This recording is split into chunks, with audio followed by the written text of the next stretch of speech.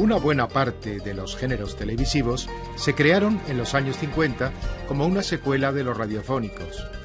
Alguno de ellos fue un auténtico mixto, un híbrido entre distintos géneros de la radio, el magazine, la combinación entre entrevistas a personajes, famosos o no, las actuaciones musicales y el show de lo cotidiano. En esta mezcolanza, distintos géneros de la radio tuvieron una convergencia en los años 50 dentro de la televisión comercial norteamericana y especialmente en los años 60. Los espectáculos sobre la vida, con entrevistas y actuaciones musicales, se construyeron siempre en torno a una figura con carisma. Esa figura, la del presentador, podía ser un viejo actor reciclado en la pequeña pantalla, o bien un personaje creado desde el mundo del periodismo o de la comunicación, casi siempre dentro del terreno del género del espectáculo. En los años 60, la referencia más inmediata dentro de la televisión norteamericana fue Ed Sullivan con su famoso show. Sullivan mantuvo durante décadas el mismo espacio, entrevistas más actuaciones musicales.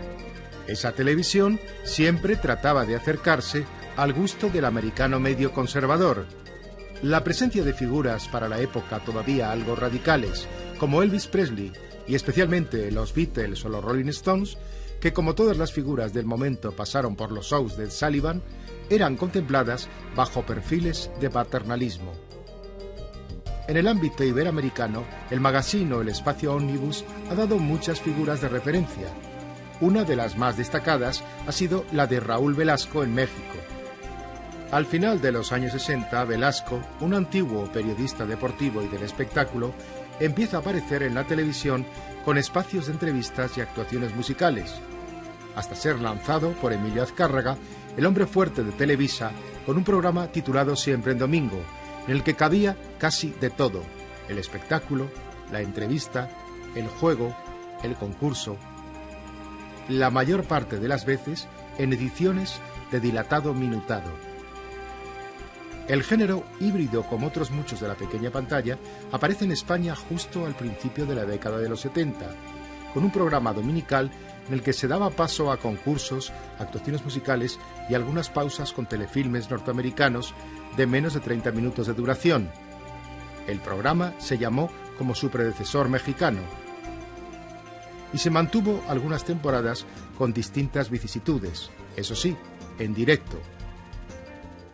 Pero en aquella época las entrevistas en la pequeña pantalla y mucho más en directo estaban seriamente restringidas.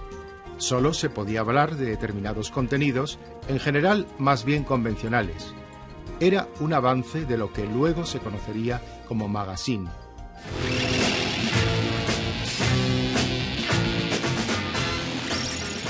Tendría que llegar todavía en el franquismo la más emblemática referencia del género en España.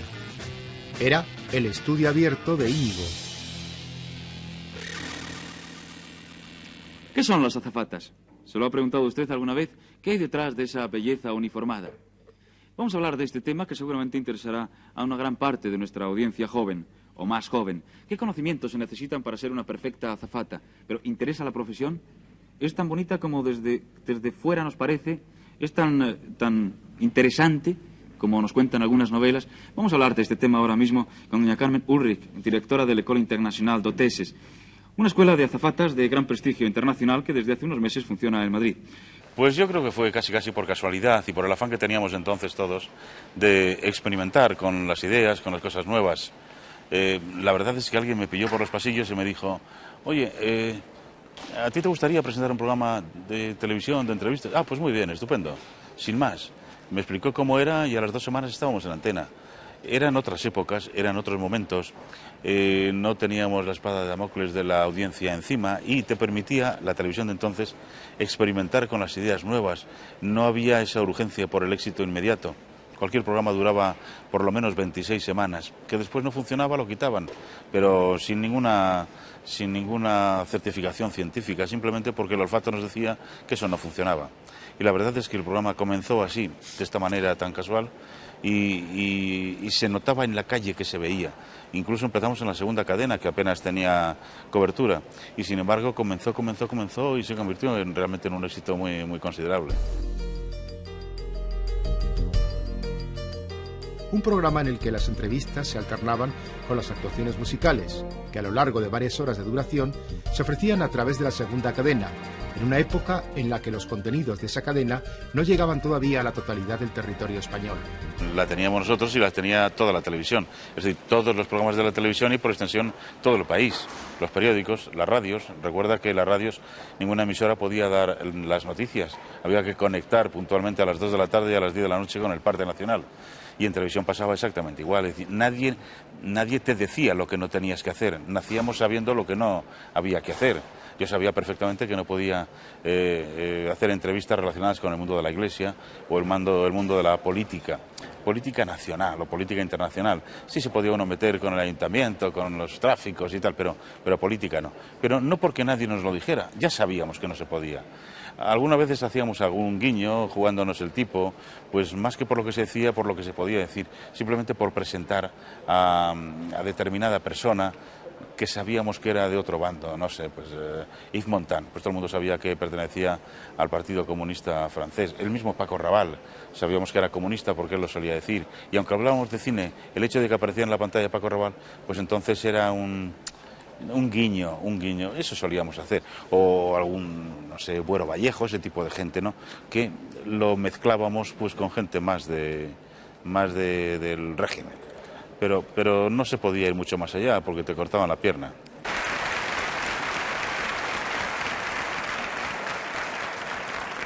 Tendríamos que empezar por el principio, si le parece bien a Amanda, que afortunadamente habla español. ¿De dónde es Amanda Lía?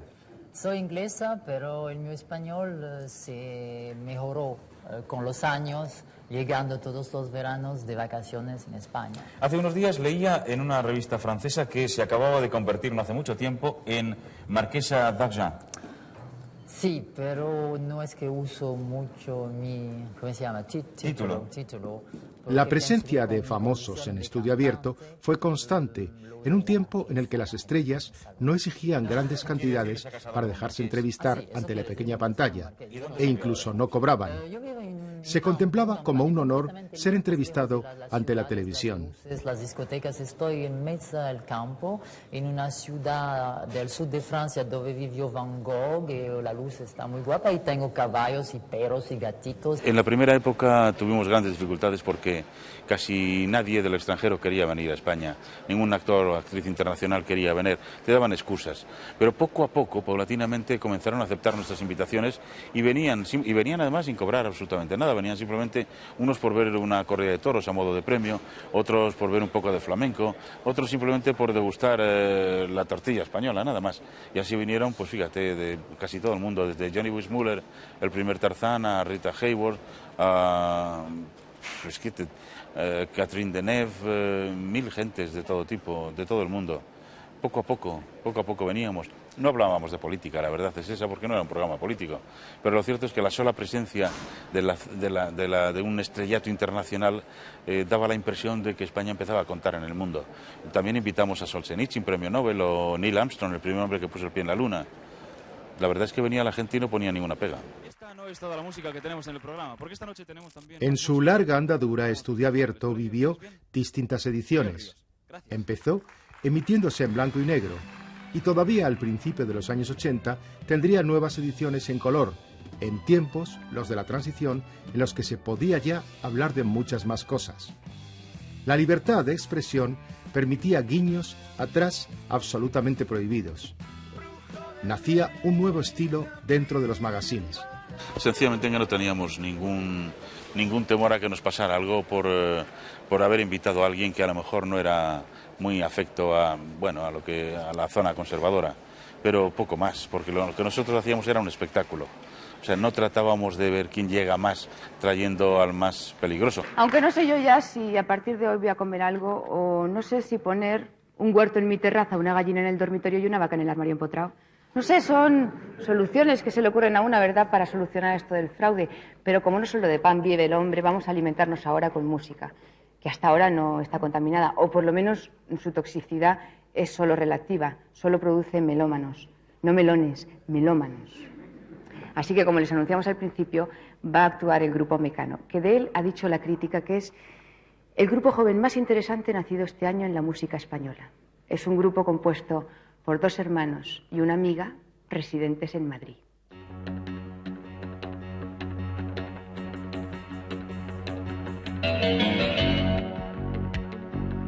La fórmula entrevistas más música se convirtió en las décadas siguientes en un nuevo clásico de la pequeña pantalla.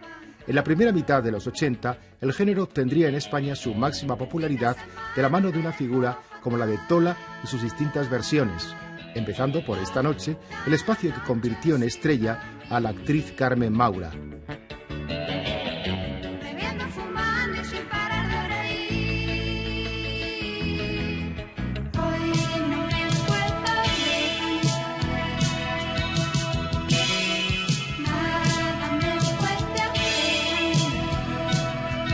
Aunque a ustedes les parezca mentira y crean que exagero, lo peor de este programa no soy yo.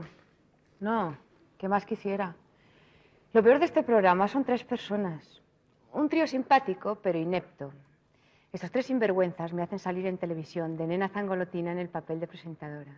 Entrevistas, sketch y actuaciones musicales con un tono de desenfado, un matiz de una cierta ironía y un cierto atrevimiento con un gesto de picardía, que en aquella época era muy apreciado en un momento en el que se estaba saliendo de un pasado de censuras, silencios y limitaciones. A los pies de mi cámara nupcial, que como todos ustedes saben es la cámara 2.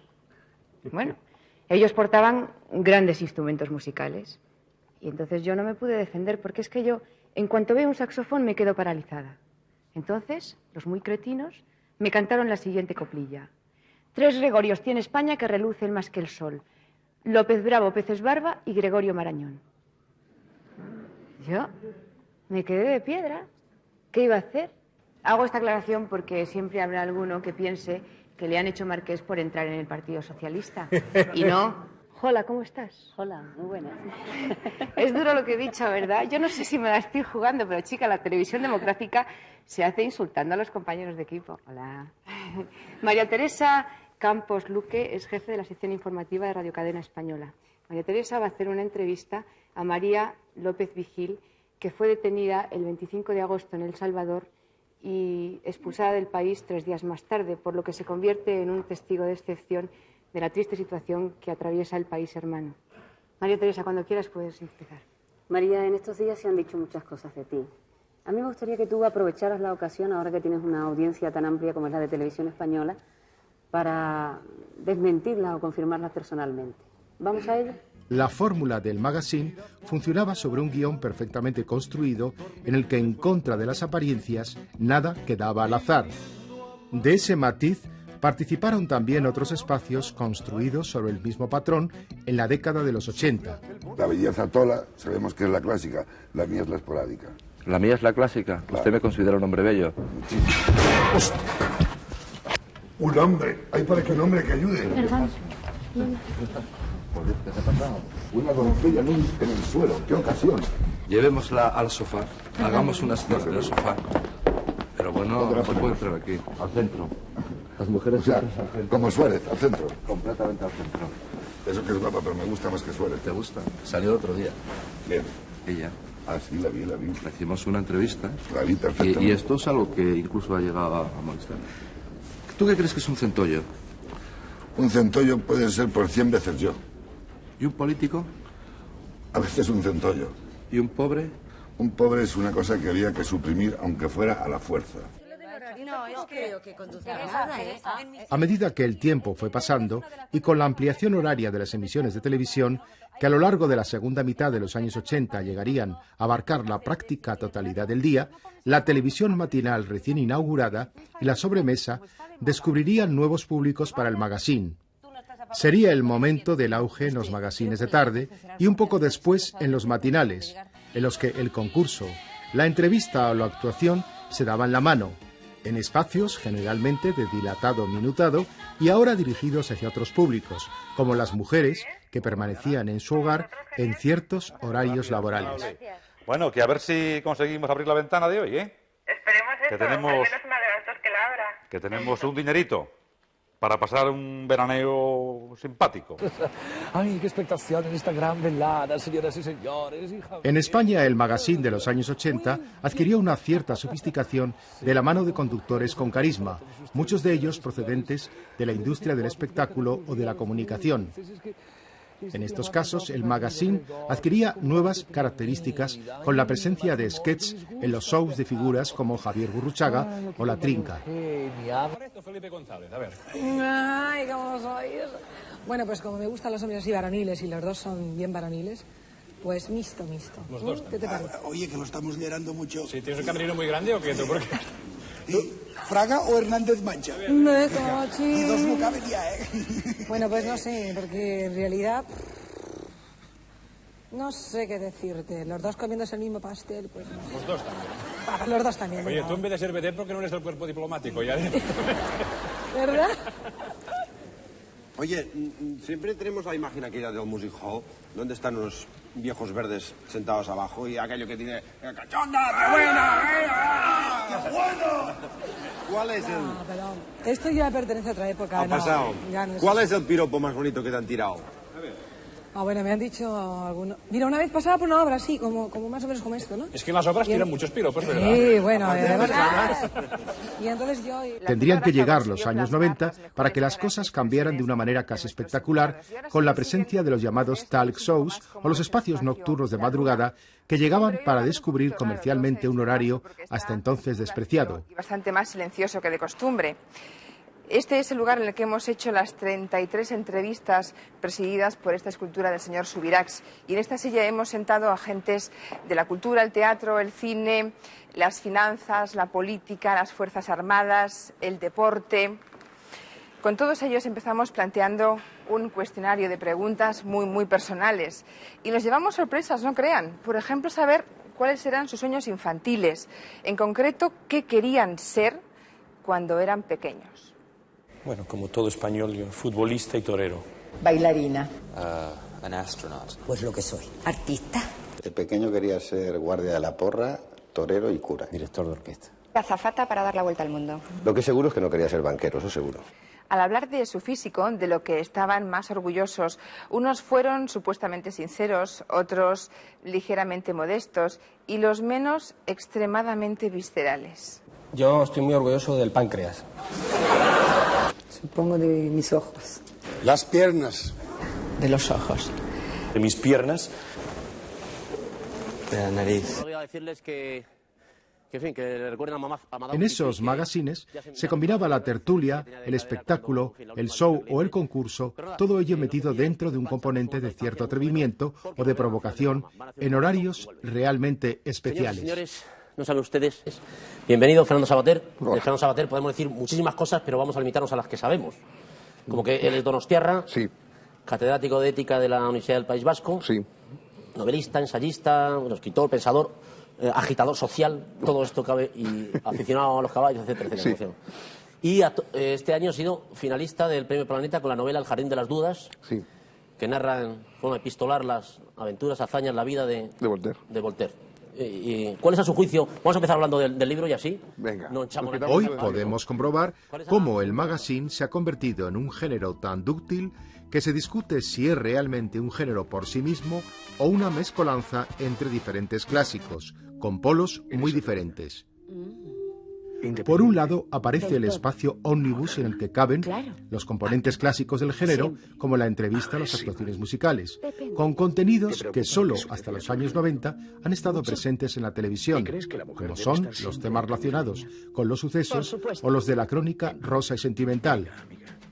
Por el otro, el show, el late night, nocturno, con un tono de cierto atrevimiento y un acercamiento en horarios, se supone que restringidos, a ciertas audiencias, hablando de asuntos que antes parecían tabú en el medio audiovisual. Buenas noches, bienvenidos al peor programa de la semana. Siempre ha pedido este formato la presencia de público en el estudio, un espectador que a veces es visto a través de las cámaras y en otras, como viene a ocurrir en muchos de los espacios de madrugada, es escuchado exclusivamente en off a través de las carcajadas, con diferentes variables según el contexto de los mismos. En televisión está casi todo inventado, solo consiste en la forma de presentarlo. Una entrevista, y de esto hace ya muchísimos años, pues uno pregunta y otro responde nada más. Pero luego fíjate las diferencias entre unas entrevistas y otras entrevistas. Esto es como escribir, todos escribimos con 28 letras. Claro, luego ahí está Camilo José Cela, que utiliza el mismo material que puedo utilizar yo, y lo que me sale a mí y lo que le sale a él. Y las entrevistas exactamente igual, depende más de quien esté entrevistando que del propio género en sí. ¿En qué ha cambiado en los últimos años? En la prisa por el éxito. Ahora hay una prisa tremenda por tener éxito, por tener audiencia. Ahora se quiere el éxito inmediato. ¿Y qué es lo que sucede con esto? Que por las buenas el éxito no llega de la noche a la mañana. Entonces hay que pisar la raya, pues posiblemente del buen gusto, del escándalo, de la transgresión a ultranza, y cada día un poquito más. Y bueno, en ese terreno unos lo hacen y otros no. Unas empresas lo permiten y otras no lo permiten. ¿La culpa quién la tiene? Pues a poner la culpa a la prisa por adquirir una audiencia grande en un tiempo récord. Vamos a hablar del deporte de la pelota, que algunos dicen que está pasando una mala racha, una mala época. Se trata de un formato tan versátil que permite toda clase de combinaciones, y ello viene a justificar una vez más su longevidad. En algunos casos se llegó a mezclar con las características del espacio de telerrealidad, componente que desde luego no estaba presente en sus orígenes. Aunque la búsqueda de personajes de la calle que podían llamar la atención por su absoluta falta de prejuicios o su más o menos relativa ignorancia o espontaneidad ante la cámara ya estaba presente en programas como el clásico Estudio Abierto y los formatos que heredaron las características de ese clásico magazine. Efectivamente, el formato del magazine de entrevistas y música llega a España tardíamente, a principios de los 70 prácticamente, con José María Íñigo, con Estudio Abierto. En ese momento la televisión es oficial y por lo tanto un programa que dé lugar a entrevistas o a respuestas un tanto espontáneas o que traiga personajes de la calle es difícil y tiene poca cabida en una televisión, como digo, oficialista. Posteriormente el magazine pues ha evolucionado muchísimo, porque junto a fórmulas más o menos estándar, como puede ser programas con actuaciones musicales, con entrevista a personajes conocidos, profesionales, etcétera, lo que hizo Tola, con un punto de ironía, lo que hacía Tola era muy interesante. Junto a eso, pues ha evolucionado sobre todo hacia una tertulia permanente. Tertulia que efectivamente es reduccionista en tanto en cuanto no es un debate propiamente dicho. No hay especialistas que estén abordando un tema y profundicen en él, sino que más bien se trata de comentar la actualidad, de pasar de un tema a otro constantemente, a veces quedarse puramente en la anécdota y por supuesto sin ningún afán por proporcionar información o conocimiento. Voy a contarle a Ramón y a Lolita una pequeña anécdota que me ocurrió el otro día. ¿Qué tal, Lolita? Encantado. ¿Cómo estás?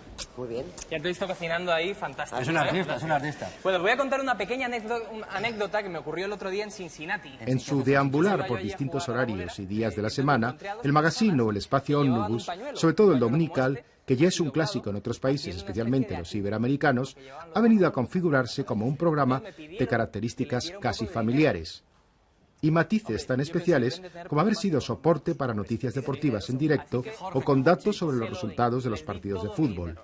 La última versión, por ahora, de Ómnibus Dominical tuvo lugar en 2003 en La Primera. Y ahora tenemos la suerte de poder contar con nuestros compañeros de Estudio Estadio y creo que ya están preparados Iñaki Cano y Juan Carlos Rivero. Buenas tardes, chicos. Hola, ¿qué tal, Ramón? don Ramón? Fíjate. ¿Qué pasa? Yo No, que estaba diciéndole yo a Juan Carlos lo contento que estaba hoy Ramón, ¿eh?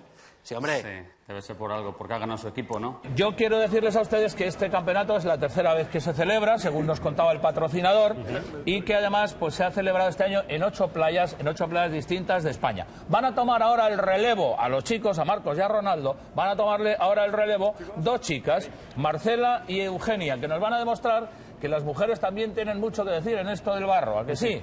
Realmente el magazine es más que un género, una base para construir un programa en el que caben diferentes ingredientes, basados especialmente en la entrevista y las actuaciones en estudio. Casi igual que en la vieja radio, pero con las caras de sus protagonistas. Hoy es noticia la supuesta ruptura sentimental entre Chenoa y Bisbal. ¿Qué me dices?